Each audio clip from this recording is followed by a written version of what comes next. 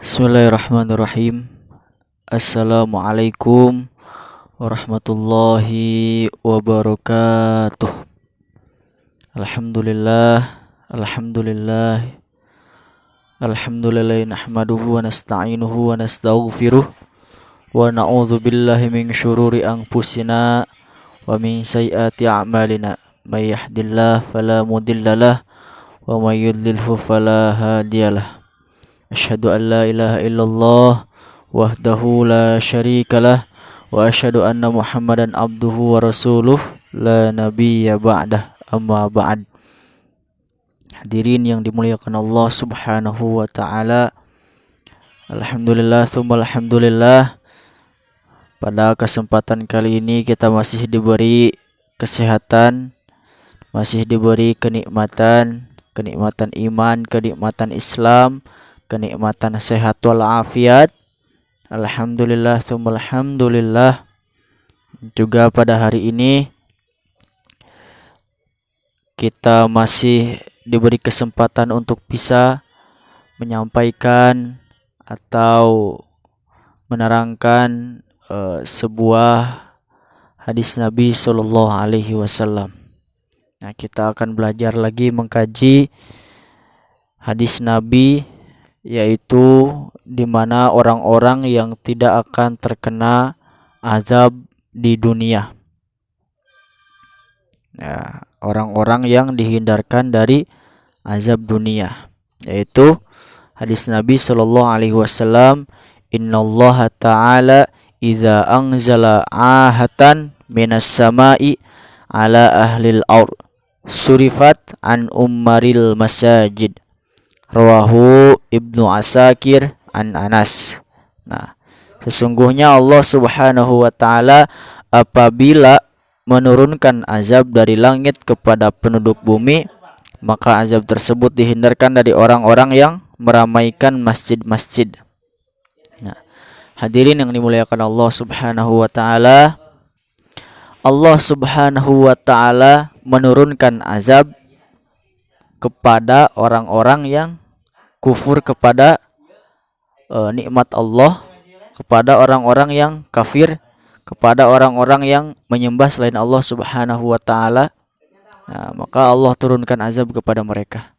Atau kepada orang-orang yang selalu meninggalkan salat, orang-orang yang fasik. Nah, itu yang akan dikenakan azab oleh Allah Subhanahu wa taala. Nah, apabila musibah terkena kepada orang-orang yang beriman, kepada orang-orang yang selalu taat kepada Allah, kepada orang-orang yang selalu beribadah kepada Allah, maka itu bukan azab, tetapi dinamakan sebagai ujian. Ujian atas keimanan, atas ketaatan kepada Allah Subhanahu wa taala. Sehingga apabila seseorang sudah bisa melewati ujian tersebut, sudah bisa melewati cobaan tersebut, maka Allah Subhanahu wa taala akan naikkan derajatnya. Allah Subhanahu wa taala akan memberikan rahmat dan hidayahnya kepada orang-orang yang sudah bisa melewati ujian yang Allah berikan kepadanya. Ya, jadi setiap orang pasti memiliki ujian masing-masing. Jadi ada tingkatan-tingkatannya. Tingkatan ujian santri, misalnya diberikan penyakit, misalnya bisul, buduk dan lain-lain, atau kurangnya bekal, atau pro kontranya keluarga. Nah, itu adalah ujian santri. Adapun ujian para nabi, para rasul, para aulia, para habaib, para ulama, itu sudah beda lagi. Nah, ujiannya lebih besar-besar daripada ujiannya santri. Nah, jadi Allah Subhanahu wa taala sudah berikan ujian kepada setiap manusia dengan bukan sebisa. Jadi Allah Subhanahu wa taala berikan ujian kepada kita bukan karena Allah Subhanahu wa taala tidak menyayangi kita, tidak suka pada kita, tetapi justru Allah Subhanahu wa taala sayang kepada kita sehingga apabila kita bisa melewati ujian tersebut, nah Allah Subhanahu wa taala angkat derajat kita.